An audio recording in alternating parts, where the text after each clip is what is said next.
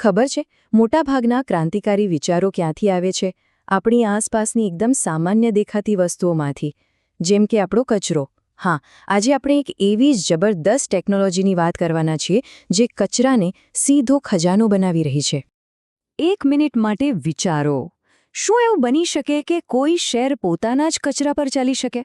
મતલબ કે પોતાની બધી એનર્જીની જરૂરિયાત એક કચરામાંથી જ પૂરી કરી લે, જે એ પોતે પેદા કરે છે? આ સવાલ જ છે જે આપણને સીધા બાયોફ્યુઅલના અદ્ભુત ભવિષ્યમાં લઈ જાય છે. તો ચાલો આમાં જરા ઊંડા ઉતરીએ, કારણ કે ભવિષ્યને સમજવું હોય તો શરૂઆત તો પાયાથી જ કરવી પડે ને. તો સૌથી પહેલો સવાલ, આ બાયોફ્યુઅલ છે શું? કોઈપણ ટેકનોલોજી આજે ક્યાં છે એ જાણવું હોય તો એ જોવું પડે કે એની શરૂઆત ક્યાંથી થઈ હતી.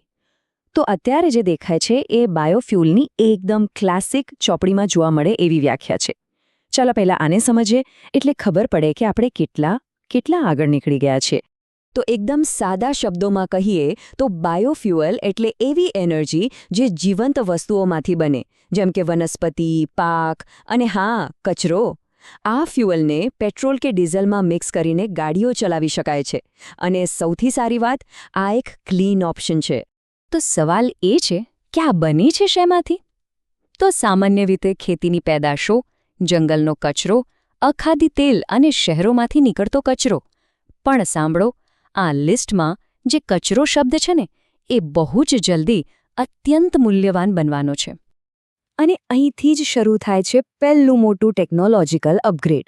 ચાલો જોઈએ કે કેવી રીતે મોટા પ્રોજેક્ટ્સ કચરાને દેશ માટે એક મોટો ખજાનો બનાવી રહ્યા છે. જુઓ, અહીં જ આખી ગેમ બદલાઈ જાય છે. એક બાજુ છે સમસ્યા, ખેતરોમાં સળગતી પરાળીનો ધુમાડો અને શહેરોમાં કચરાના ઉભરાતા પહાડ. અને બીજી બાજુ છે 2026નું સોલ્યુશન. આ જ કચરાને હવે મોટા સીબીજી પ્લાન્ટમાં નાખીને વેલ્યુએબલ ગેસમાં ફેરવવામાં આવી રહ્યો છે. આને જ કહેવાય વેસ્ટ ટુ વેલ્થ રેવોલ્યુશન. અને આ પ્રોસેસ છે ને એ એકદમ સિમ્પલ પણ પાવરફુલ છે. પહેલાં બધો કચરો ભેગો કરો, પછી એને એક મોટા ડાયજેસ્ટરમાં નાખીને સડવા દો. આમાંથી જે બાયોગેસ બને એને શુદ્ધ કરો અને છેલ્લે એને ખૂબ જ દબાણથી કમ્પ્રેસ કરો. બસ બની ગયો સીબીજી, એવો ગેસ જે ગાડીઓ ચલાવી શકે છે. પણ વાત અહીં પૂરી નથી થતી. ટેકનોલોજી તો હજી આગળ વધી છે. ચાલો હવે બાયોફ્યુઅલ ટેકનોલોજીના નેક્સ્ટ અને કદાચ સૌથી ઇમ્પોર્ટન્ટ સ્ટેપ પર જઈએ, જેને જેનરેશન કહેવાય છે. શરૂઆતમાં કેવું હતું? બાયોફ્યુઅલની ફર્સ્ટ જનરેશન એટલે કે 1G એ મકાઈ અને શેરડી જેવા ખાવાના પાકમાંથી બનતી હતી. આનાથી એક મોટો સવાલ ઊભો થયો. શું આપણે પેટ ભરવા માટેની વસ્તુઓમાંથી ગાડીઓ ચલાવવી જોઈએ? ફૂડ વર્સિસ ફ્યુઅલની આ સૌથી મોટી ડિબેટ હતી અને આ જ સમસ્યાને હલ કરવાની હતી. અને પછી આવ્યો મોટો ગેમ ચેન્જર, 2G ટેકનોલોજી. આ નવી ટેકનોલોજીએ ફૂડ વર્સિસ ફ્યુઅલની આખી ડિબેટ જ ખતમ કરી દીધી. કેમ? કારણ કે હવે ફ્યુઅલ એવી વસ્તુઓમાંથી બને છે જે ખાવા માટે વપરાતી જ નથી. આ જ સૌથી મોટો ફેરફાર છે. આ 2G બાયોરિફાઇનરીઓ કોઈ સાધારણ ફેક્ટરી નથી. એ એટલી એડવાન્સ છે કે પાકના કઠણ ઠૂંઠા, વાંસ અને જંગલના કચરા જેવી વસ્તુઓને પણ ઇથેનોલમાં ફેરવી શકે છે. મતલબ કે જે કચરાને પહેલાં કોઈ પૂછતું નહોતું એ હવે ફ્યુઅલ બની રહ્યો છે. ઓકે, તો આપણે જમીન પર ચાલતી ગાડીઓની તો વાત કરી, પણ શું આ ટેકનોલોજી આપણને આકાશ સુધી પહોંચાડી શકે છે? ચાલો હવે જોઈએ આધુનિક બાયોફ્યુઅલનું સૌથી ફ્યુચરિસ્ટિક અને સાચું કહું તો સૌથી પ્રેરણાદાયક અપગ્રેડ. ગાડીઓ અને ટ્રક્સ તો ઠીક છે, પણ બાયોફ્યુઅલની હદ ક્યાં સુધી છે? એ આપણને ક્યાં સુધી લઈ જઈ શકે છે? અને જવાબ છે આકાશમાં. હા, કદાચ વિશ્વાસ નહીં થાય, પણ બાયોફ્યુઅલ ટેકનોલોજી હવે એટલી આગળ વધી ગઈ છે કે તે કોમર્શિયલ એરપ્લેનને પણ ઉડાવી શકે છે. આને કહેવાય છે સસ્ટેનેબલ એવિએશન ફ્યુઅલ, એટલે કે SAF.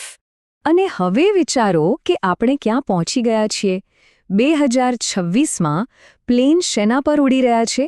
વપરાયેલા કુકિંગ ઓઇલ, ખેતીનો કચરો અને શહેરના કચરા પર. એનો સીધો મતલબ એ છે કે રિસાયકલ કરેલો કચરો આપણી હવાઈ મુસાફરીને ક્લીન અને સસ્ટેનેબલ બનાવી રહ્યો છે. આ જબરદસ્ત છે. તો આપણે ક્યાંથી શરૂઆત કરી હતી? એક સિમ્પલ આઈડિયાથી. અને આજે આપણે એક એવી રિયાલિટીમાં છીએ જ્યાં કચરો પણ કિંમતી છે. જમીન પરના કચરાના ઢગલાથી લઈને આકાશમાં ઉડતા પ્લેન સુધી આ સફર ખરેખર એક રેવોલ્યુશનથી ઓછી નથી. આ બધી વાતનો સાર બસ આ એક લાઇનમાં છે. જે વસ્તુને આપણે ગઈકાલ સુધી નકામી ગણતા હતા એ જ આપણી આવતીકાલનું બ્લેક ગોલ્ડ એટલે કે નવું તેલ છે. તો ચાલો ફટાફટ આખા મુદ્દાને રિવાઇન્ડ કરીએ. પહેલું, બાયોફ્યુઅલ એટલે કચરામાંથી એનર્જી. બીજું, ભારતના સીબીજી પ્લાન્ટ્સ વેસ્ટ ટુ વેલ્થનું બેસ્ટ ઉદાહરણ છે. ત્રીજું, 2G ટેકનોલોજીને કારણે હવે ખાવાના પાક બચી રહ્યા છે. અને ચોથું અને સૌથી અમેઝિંગ, આપણે હવે કચરા પર પ્લેન ઉડાવી રહ્યા છીએ. અને હવે જતા જતા એક સવાલ. જો આજનો કચરો આવતીકાલનો ફ્યુલ બની શકે છે તો વિચારો કે આજે આપણને જે વસ્તુ એકદમ યુઝલેસ લાગે છે એમાંથી કઈ વસ્તુ ભવિષ્યમાં આપણી દુનિયાને પાવર આપશે? કારણ કે ઇનોવેશનની કોઈ લિમિટ નથી હોતી.